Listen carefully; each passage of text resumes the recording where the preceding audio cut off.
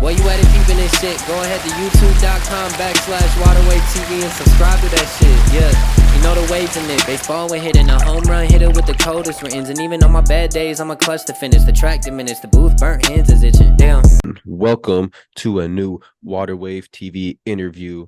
We got a special one in the books today. We got Josh from One Track Mind. What is up? What's going on, bro? How you doing? I'm cool, man. Your page has been one that has been shared with me a lot with like the artists that I manage and just some other people around that show off the underground scene, the rising artists, and just being creative and thinking out the box the way you do content. So I'm a big fan of your work and appreciate it. I honestly I really respect your type of content because your page, how you like how it's like, how did this artist end up becoming like this and moving up like that? You know, like I really like those types of ones because you can actually tell that people did put in like research and effort, and it's not just like, let me just repost what I seen. Mm-hmm. So I do like pages like you because it takes that extra step, and it obviously has been working for you. So salute to that. But before we get too deep, kind of curious, like where did you grow up and how did you get into hip hop? So I was born in Montreal, Canada. Honestly, I got into hip hop at a relatively young age, like I don't know, like 7, 8 years old. My older brother, and it wasn't like good hip hop, by the way. I gotta preface by saying that my older brother, he was like a big like Eminem fan growing up. Not to say that Eminem isn't good. That's not what I'm talking about. Mm-hmm.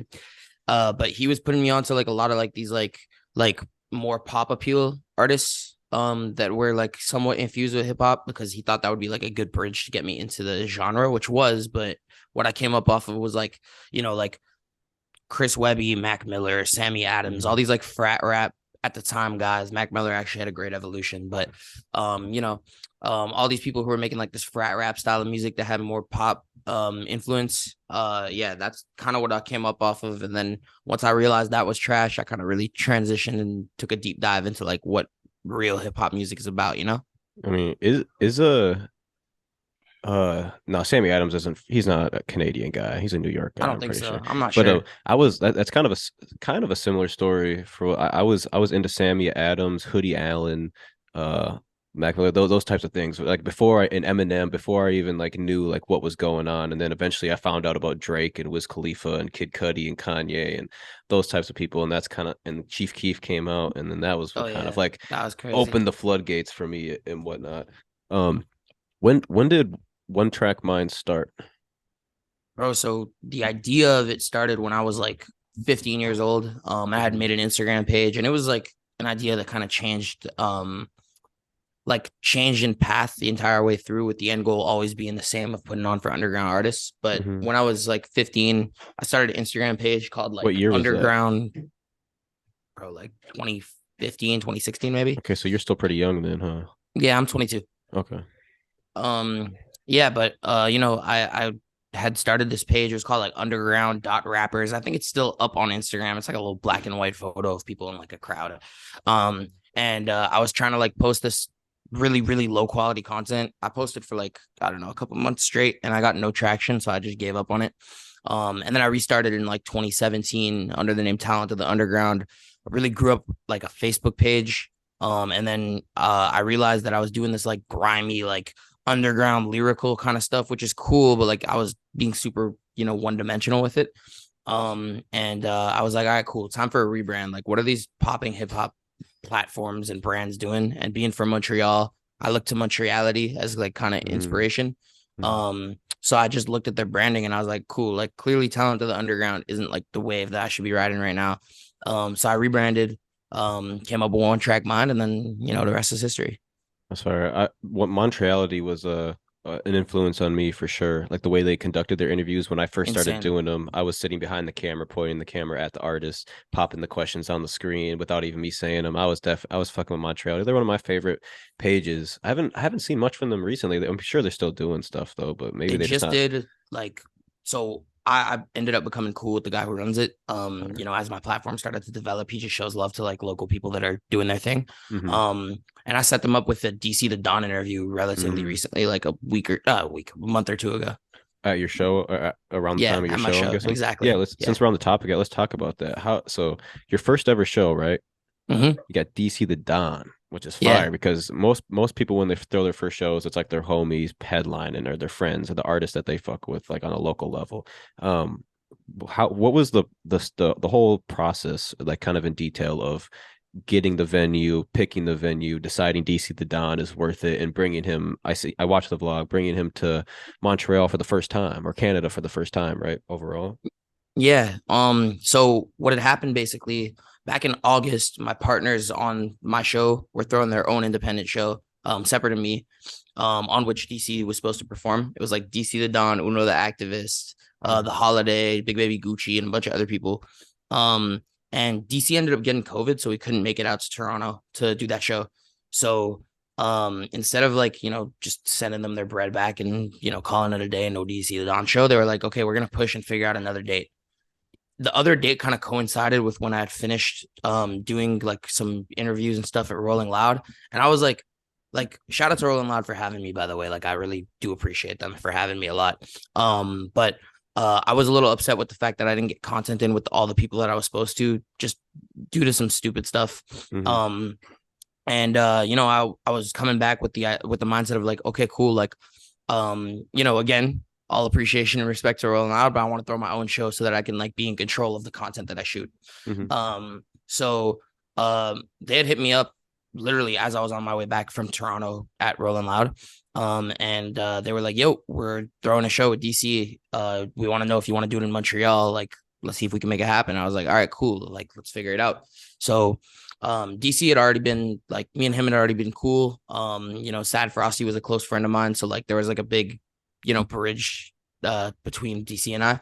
Mm-hmm. So when like they told me DC, I was like, bro, this is like a perfect first show for me. Like I'm super, super down. And in all honesty, like they kind of did 99.9% of the back end work. For me, it was like hey, like you're familiar with the local Montreal scene, so you decide who's going to be on the Montreal scene, the Montreal lineup, and you have good relationships with artists, so see if you can get anyone. I ended up bringing Dom Valley in. But in terms of like the planning and preparation, venue, contracts with artists, flights, hotels, all that, that's totally them. Shout out to First Class. They do a great job, so I got to give them their respect. But yeah, that's like kind of like the back behind story of it, I guess. Interesting.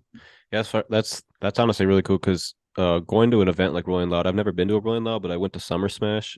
And going there, we've in Minnesota, we've only had like one pretty big hip hop festival it was going for a few, like, I don't know exactly how many years, maybe like 10-ish years. It was called Soundset. And it was put on by the big label out here, Rhymesayers, but they don't do it anymore. So there isn't even like a festival that happens in Minnesota anymore. So we went to Summer Smash to check it out, and luckily we tapped in with one of the artists and their manager, and they got us artist bands so we could go backstage and kind of do content and learn about it. But I did gain a lot of inspiration from that too, is just being able to see the artist, see how it's ran, and just like, damn, like shit, like I could do this, I want to do my own shit too, or like, upscale what we're doing, try to actually do an outdoor event. But you said Rolling Loud invited you, right, to come out there as like a media member. That's fire. That's fire. So, so I know you're big into like interviewing people, telling the story about artists. What did you take away from being able to do Rolling Loud the most? Like what was your biggest takeaway that you learned or that you capitalized on the most while being able to basically do media at Rolling Loud?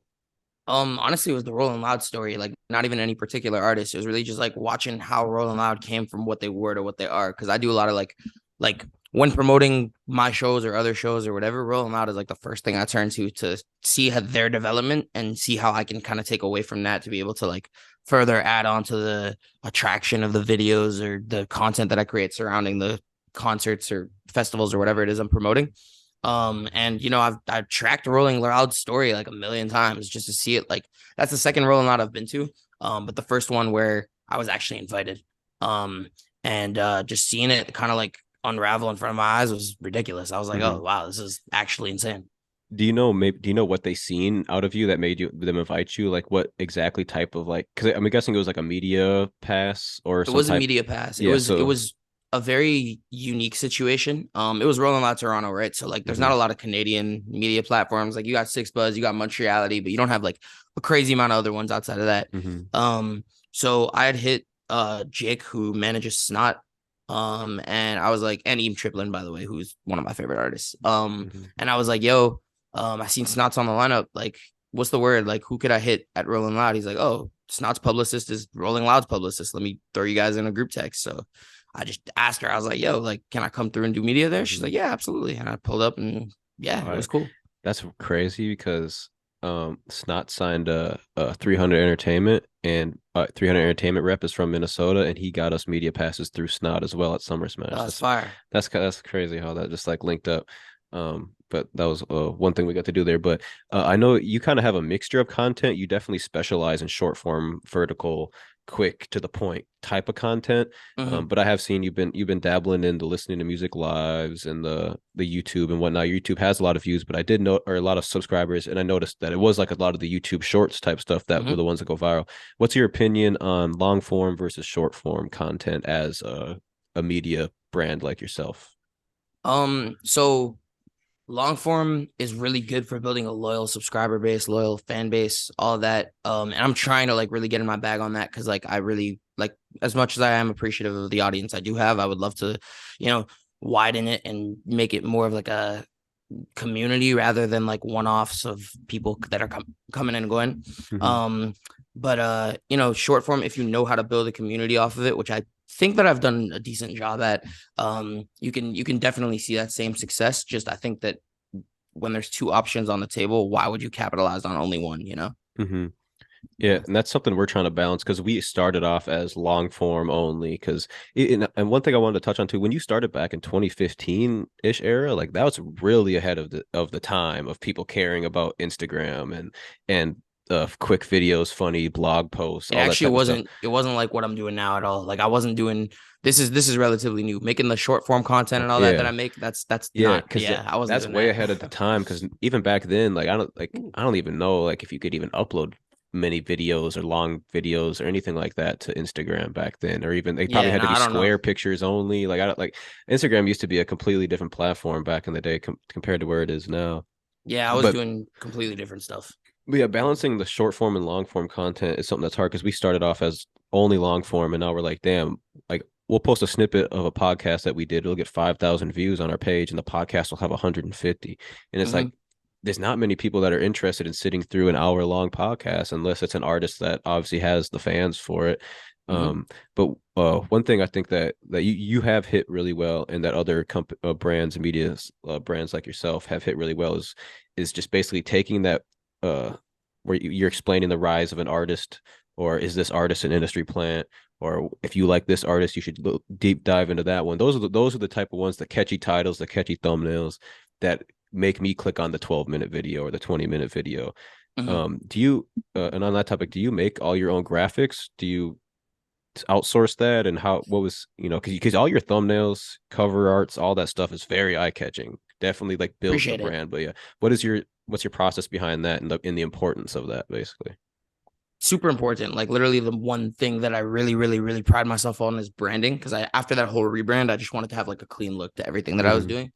Um, in terms of whether or not I make all of my own stuff, it kind of varies. Like I have like, so the thumbnails you see, I make all of them, right? But like the Mm-hmm. elements in the thumbnail, I didn't make. Like I've had people make them from scratch. So like the background, that's like the yellow and pink stuff. That's this kid from he's somewhere in Ontario. I don't remember where. Definitely not Toronto. His name's Danielle. He does a really, really good job with all graphic related stuff.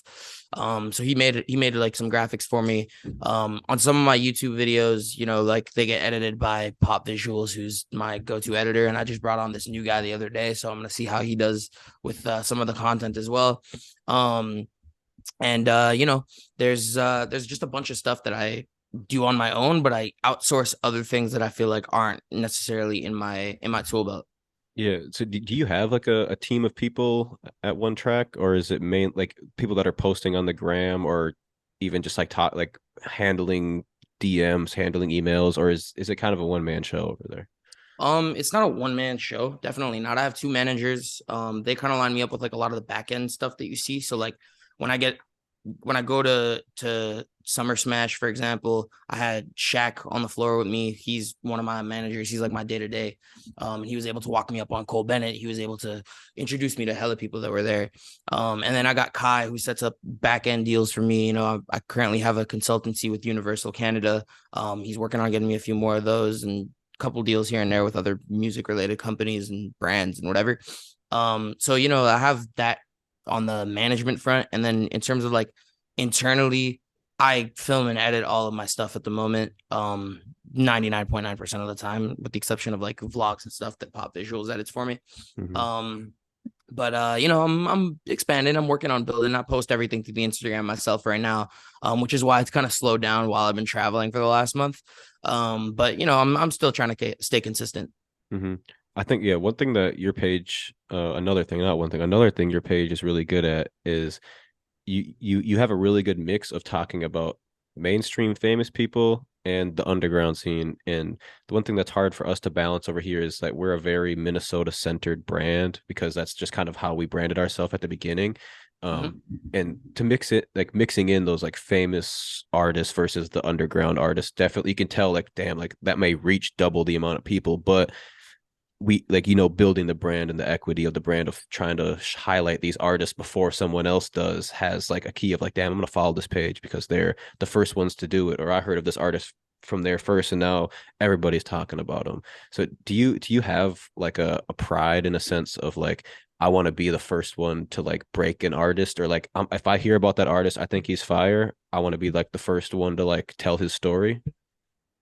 Kind of. I like what I like doing is like I like taking the momentum that I can get off of large artists and just diverting that attention, pushing it towards, someone who doesn't necessarily have all of that. So if I go make a video Hmm. about Drake and then I give you random artist X with 2,000 followers right Hmm. after, and the Drake video does 1 million views, I'll probably get a few 100,000 on the one about the random artist. So Yeah. like that's really what I try to do the most. It's not necessarily about breaking an artist or telling their story. It's about adding fuel to the fire Yeah. for them, Exactly. Hell yeah. Who what is your thoughts on the underground scene right now? I've seen some other blogs talk about it. And they just think it's kind of like at a dead spot in fan interactions with like artist to fan interaction.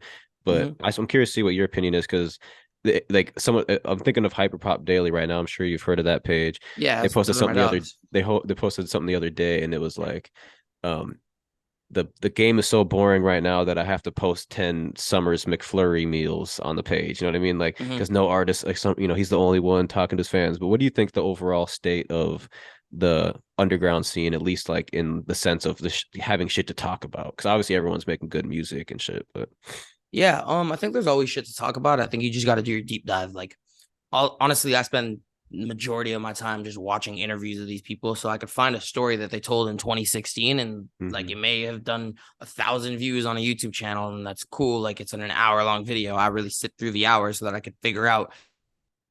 Uh, you, Oh, you cut it a little bit. you hear me right now? Yeah, I can hear you now. Okay, cool. Yeah, but I like to sit. Oh, you're cutting out again. Hold on.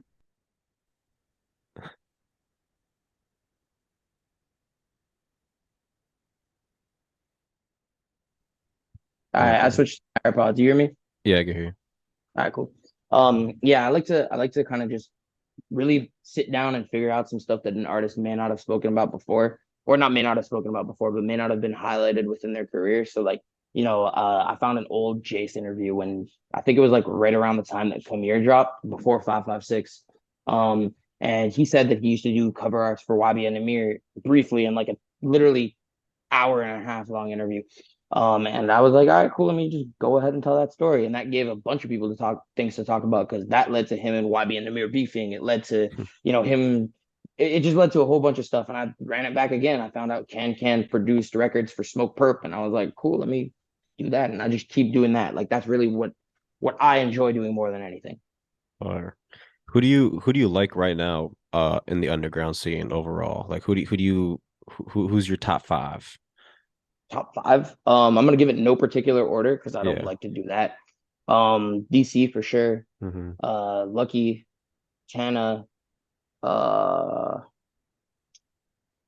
D Savage, and Autumn. Those are, you can't go wrong with any of those for sure.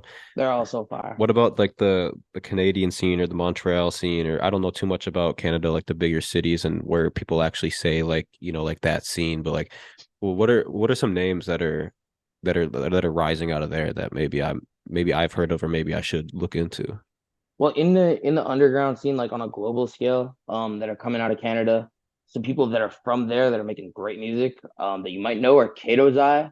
Oh, Um, yep. Hey, fun yeah, fact, one of our guys got a song coming with him soon. that's fire. I Kato's super forgot hard. I forgot he was from Canada. Yeah, he's from Toronto. He's definitely doing his thing. Gunner is from Toronto as well, or not from Toronto, but right outside of Toronto. He's doing really well. Bron Clare is from Hamilton, Ontario. That's like kind of like in this underground space. But in terms of rising artists, from the country as a whole, we got my artist Zuli. We got damn bro, Nate Husser's doing his thing. Got records like Babytron and Lucky going crazy right now. Um, Mike Shab is fantastic. Kevin Durant has been showing that dude a lot of love. Just a whole bunch of people going crazy. Hmm. So you said you have an artist. You Yeah. dabbled in the management game a little bit. Hmm. Is it just the one? Just the one, yeah. Yeah, it's honestly a good way to start. I've hear a lot of people that they'll take on like 15 artists just to like, just to say that they have it, and it's almost like hard. But what do you do from a manager standpoint? Like what do you how do you add value to an artist? You know what I mean? Um, I wouldn't do this for any other artist, just to specify this right now. Like if I ever pick anyone else up, I'm not doing what I do for him for them. Um, but with him, since he was like riding for me before my platform really had numbers behind it, I really, really, really want to see him win because he saw Hmm. me win like ground up. So for him, I leverage my platform. Well, obviously, I make content about him directly to drive streams towards his music. But I also leverage my platform and exchange the value of my platform with bigger artists so that he can get features, reposts, cosigns, etc. Hmm. Um, that's like the main thing that I do for him. And then I also use my industry connections just to be able to like, set him up with good distribution, get him in the right rooms. He's been in rooms with people that like he has at the moment, like, I don't know, 3,000 monthly listeners or something. Not anything crazy, but he's been in rooms with people with a million monthly listeners are in. You know what I mean? Like Yeah. he's really, really around a lot. I bring him in a lot of rooms for sure. Yeah. Speaking of rooms, I just seen you was with K Suave. K Yeah. Suave, however you say his name, Suave. I met him when Trippie Redd came here on tour, he brought him with. But what was that about? I seen you had an interview, you teased a little interview with him on your Instagram, or what Mm. was that like though? It was cool. Like Suave and I have been locked in for a little minute, actually, like 7, 8 months or something like that. We've been supposed to get content in for I don't even know how long. And now he's in like I don't know if he's in album mode again because he just dropped an album, so I don't know why he's recording so much, but he's been super locked in since he got to LA. From what I've heard at least. And I called him yesterday or 2 days ago in the morning, and I was like, "Yo, what do you want today?" And he's just like, "Yo, like I'm at the studio all day, pull up." So we pulled up, shot a little 5 pieces of content, working on getting something long form in with him as well. Hmm. And yeah, really just building out a plan with him. It was definitely cool though. Suave is super cool. Everybody that was at that session, super cool. So like, Hmm. I got a lot of love for him. Hell yeah. I'm sure this is one example, but has moving to LA helped you build your brand and just be able to be like, yo, pull up, I'm down the street, or I'm, 20, 30 minutes away, like compared to living in Canada? So I don't live in LA. I'm just here Just for visit. yeah, I'm here for it's like Grammy time right now. So I'm here like while the Oh, events and stuff are going on. okay. Just take, so yeah, but you're honestly doing it the right way. Don't, because I think too many people just move to LA with the idea that everything's going to work out for them. And if you have a lot of money, you can make it do. But like, if you're trying to like build your brand up in LA, it's definitely a tough fight, seems like, out there at least, Yeah. but has worked. Do you've posted about at least one, but I'm curious of who your favorite artist from Minnesota is, or your first a few favorite artists. I don't know if you've posted about one or not, but you have posted about I one. said they were from I remember this. This is when I made like a video with like my mic to my mouth, right? Like it was like a minute ago, right? Yeah, I watched it Oh before. I think your man. mic was Like it still. was my headphones in my ears, like that kind of video, right? I think so. I watched it before, but you have. It's one. Yeah. I just want to see if you remember. I definitely don't. You're gonna have to put me on. Spooky Black. Oh, Spooky Black is hard. No, I didn't even. Yeah, He's that from didn't even Minnesota. process. That was recent. Yeah. Spooky Black is super hard. Yes, shout out to Corbin. Spooky Black, super hard, very fire. Hmm. what's your opinions on his career? I already know, like you made a little video about it, but for the idea for our page, since we're Minnesota Center, what is your opinions on Spooky Black, aka Corbin's career, and kind of where he's been, where he's at now, and what he could do? One of the most incredible like stories slash come ups I've seen ever in my entire life. Like, having been someone who's seen like artists get the cosigns and go up and blow up and whatever, I don't think I've ever seen anything that really compares to like at the time Spooky Black's blow up and then coming back as Corbin and a successful rebrand. Like, it's very impressive. Like that, I don't really have anything to add other than the fact that it's impressive. Hmm. I was super surprised when I seen Kid Leroy drop the feature with him. When that I'm came out, I saying, was like, whoa. I was like, mm-hmm, I haven't seen much from this guy in years. And then Corbin even, or not Corbin, uh, Kid Leroy was on an interview and he even said like Corbin was one of his inspirations, like growing up or like when he was making mm-hmm, music. And I was like, damn, like I could see it. And I could really see it. And there's another artist, Bobby Raps. I don't know if you're familiar, if yeah, you've heard of him. He's from Minnesota. yeah, One of our guys, Tracy Green, just dropped a music video with him yesterday, actually. that's fire. Um, he shows Is a that lot whole of love. squad from there? Is like Alan Kingdom from out there and all that? Yep. Fire. Alan Kingdom, Bobby Raps. Who else was around that There was time? one more dude that was in their group, and I don't remember his name. Damn, this is really gonna bother me, but yeah, there was one more guy. Uh, yeah, I know they got a younger cat, Rude Ass Dyke, RAD, who's kind of like newer to their group. I don't remember. They did have a really big team back then, but yeah, those are some big ones that have came out of Minnesota that you're probably familiar with. But Bobby Raps shows a lot of love to a lot of cats out here, and he's written a lot of songs for a lot of big artists too. And it's interesting to just kind of see how the industry works like that. How Hmm. you may write a whole song, sell it to somebody, and it's their song now. It's like I Yeah, didn't even like literally. learning. You learn more every day. I mean, with all that type of stuff. What do you got planned for this year that's gonna take your brand to the next level? More streams with more artists. I'm gonna do like live streams with some of my artist friends on live with me. I got one coming up while I'm in LA with I'm just gonna say one of the 1,400 members, not K Suave. Um, while I'm here, I got a few more coming when I'm out in Canada. I got interviews on deck with like some of the biggest artists I'll ever interview. Um, and just more long form content in general. Like, I'm really trying to like really buckle down on that side of things and just see the growth hopefully progress. Hmm. What platforms, or I guess have you drawn inspiration from any other like platforms growing up, or which ones were you watching like as a kid? Like for me, it was the like No Jumpers, Lyrical Lemonades, Montrealities. I know you mentioned them already, but is there any other platforms that you've kind of like you watched growing up that you still pay attention to, you fuck with, or anything like that? Lyrical Lemonade is my number one inspiration for everything I do. I was fortunate enough to have met Cole Bennett, who is literally my hero. Like, I wrote my university entrance essay on that guy.